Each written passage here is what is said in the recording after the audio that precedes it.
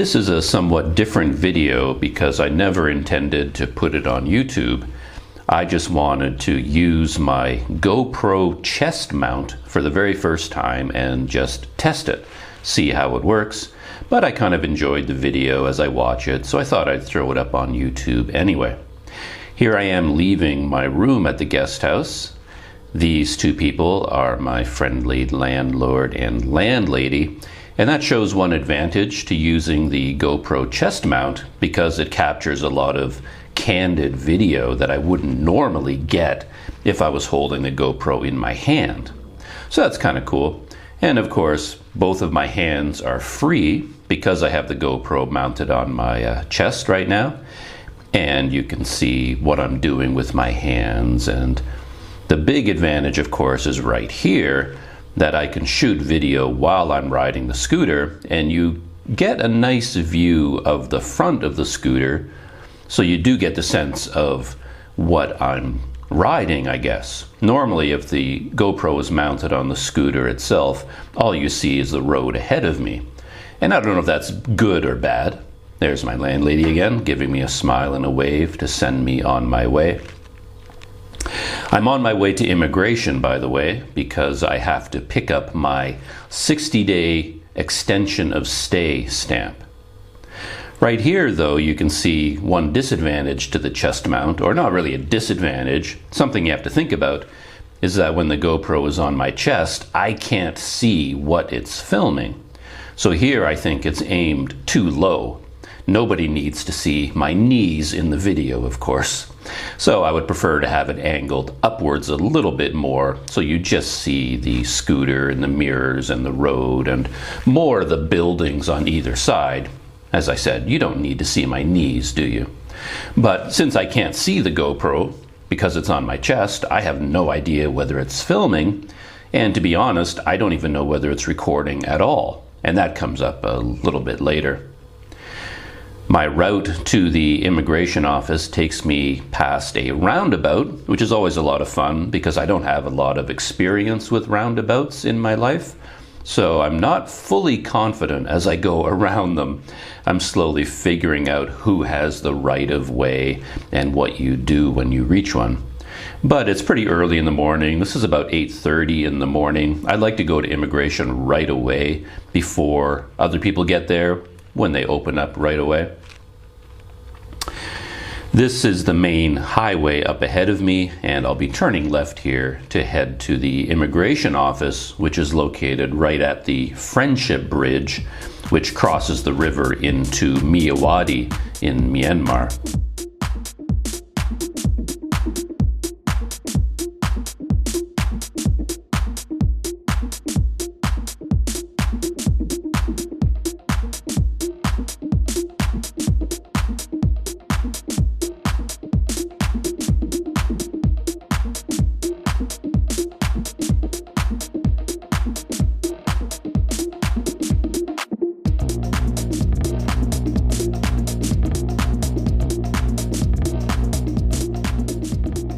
I sped up the video here. We're moving at 8 times speed, just because, yeah, if it was at normal speed, you would be watching this video for the entire 5 or 6 kilometers that it takes me to get to the immigration office.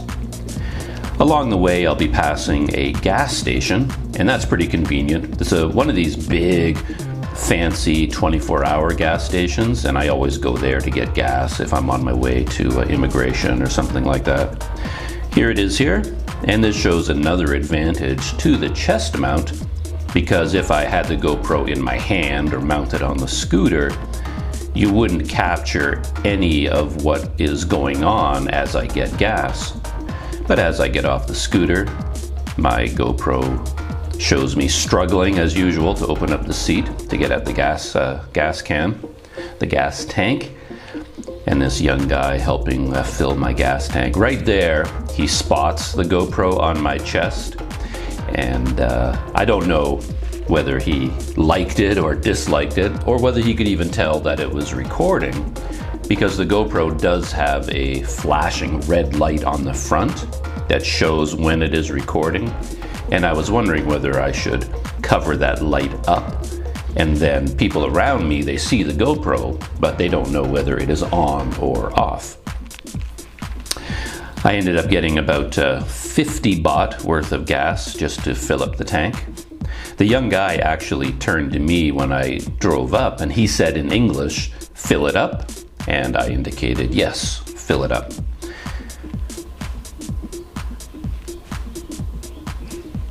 Very polite young man, gave me the traditional Thai bow. That happened to me twice today, actually. You'll see it again later in the video. I often see pickup trucks like that with work crews in the back. Notice all the transport trucks. I don't know if you saw them earlier, but there are a whole bunch of big transport trucks parked along the road. And I wondered whether they were waiting to go across this Friendship Bridge, because why else would they be waiting right here? But you notice that there it is there. There's the entrance to the bridge. It's closed. So I'm not sure why there were so many trucks waiting. I parked my scooter there, which is like 2 blocks away from immigration, for 2 reasons. One, I thought I might drop by the Elisa Cafe afterwards to have a cup of coffee. And 2, I know that if I walk down this particular stretch of sidewalk, I can pick up a little bit of puppy power.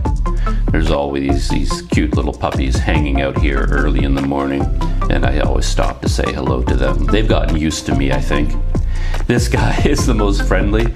He's a great big round barrel-shaped fellow, very pudgy, but very, very friendly, and he likes a good scratching when I show up. I noticed his leg was hurt, his right rear leg. I don't think it was fully broken, but I think something happened to this poor guy. These dogs are, oddly enough, like dogs in Asia, will often be sleeping right on the road, right out in the middle of traffic, so they often get run over and it breaks one of their rear legs. One thing about the chest mount, again right here I greet another puppy, but the entire time the camera was pointed at my knee and I didn't realize it because I don't know where the camera is pointing. So I got no video of that particular puppy. This is the immigration office, the TAC immigration office. It's quite a large building, quite a comfortable and spacious place to go. There's a COVID-19 screening center as you go in. You come across this everywhere in Thailand, certainly everywhere in Mae. You have to sign in with your name, phone number, the time. Often you write down your temperature. He took my temperature with a little temperature gun, but they often have a self-serve temperature gun these days. It measures either your hand or your forehead. I'm not quite sure why. They all look the same, but in some places they want you to raise your hand, and in other places your forehead. At this point I turn off the camera because I don't want to film as I go into immigration, and I'm all done with my errand now. I'll talk about that in a minute. This is a little fish pond, very pleasant lotus fish pond at the immigration office. That little white building you see there ahead of me, it's a tiny room. That's where foreigners like me go to do all my visa stuff. This big building directly in front of me, that's where everyone else goes. You can't see them, but there's a whole bunch of people in there waiting on chairs. But where I went, there was nobody at all. I was the only person there. And as always, I got some very professional and very fast service. What happened is that I went to this immigration office 2 weeks ago, and I applied for a 60-day extension of stay based on my original Thailand tourist visa. And then what they do is they accept your paperwork, and then you get a stamp in your passport that says you have to come back in 2 weeks. And when you come back in 2 weeks, then they give you the official 60-day stamp. So the first stamp, they call it an under consideration stamp, and then you come back and get your official 60-day stamp. And there was no issue with mine at all. so I got another 60 days in Thailand, which will take me till the end of March. And I spoke to the women at immigration while I was there because I heard news. There was an announcement recently that foreigners in Thailand will be eligible for this 60-day extension of stay for an additional 2 months. So I will be able to apply for one more at the end of March, which, if I decide to stay in Thailand that long, will allow me to stay up until the end of May. Since I was in the neighborhood, I thought I would stop at Tesco. I just wanted to pick up a couple of simple things, not a big trip or anything. In a way, it was just an excuse to test the chest mount a little bit more. I just wanted to pick up some cornflakes and some spaghetti, something like that. One thing you might notice is that when I left from immigration, the angle on my scooter was better because I reviewed the video that I'd shot and I realized it was kind of pointing too low. So I angled it upwards a little bit and I thought that looked a lot better. You didn't have to stare at my knees anymore.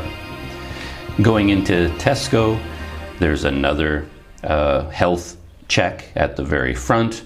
Kind of a self-serve one. There is a young guy sitting at a table there, as you can see. But on the left, you can either sign in with a QR code on your smartphone using an app, or you can just write down your name, contact number, the time.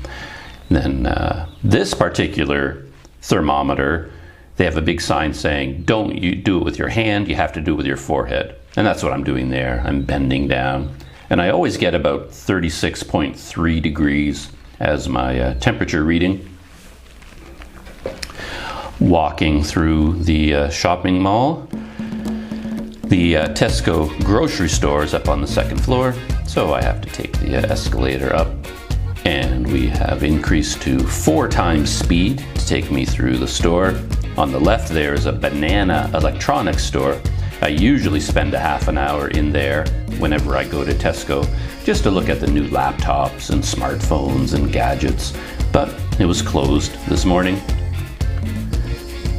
Again, I was pretty pleased with this in terms of using the chest mount because I normally probably would not have recorded this if I had to hold my camera in my hand. But since it's on my chest, I just let it keep running. Here is the cornflake display. Kellogg's cornflakes on the top. Those are the original, of course. And I actually prefer non-Kellogg's. The Kellogg's cornflakes, I don't know why, they're really, really hard and too crunchy for me. I like the Nestle. I don't know, they taste better to me. Zooming along, now I'm looking for spaghetti and spaghetti sauce before I leave Tesco. And there's the pasta display. Pick some up. Heading towards the cash register. No people at all in here. I'm always surprised at how empty this place is. Got all of my purchases. The woman gave me another traditional Thai greeting as I left. And here we run into a problem with the chest mount because when I get back on my scooter, I actually turned it on. I changed it to Super View to record my trip back to my guest house. But apparently I forgot to hit the record button. So at this point, this is the end of the video. There was more video, I thought, but it turns out I drove all the way back to the guest house and didn't record anything. And again, it's because it's on my chest and I couldn't see that the GoPro wasn't on. So that's it for this short video. Trip to immigration. I got 60-day extension of stay, and I got to try out my new GoPro chest mount from Armando, and it worked out really, really well.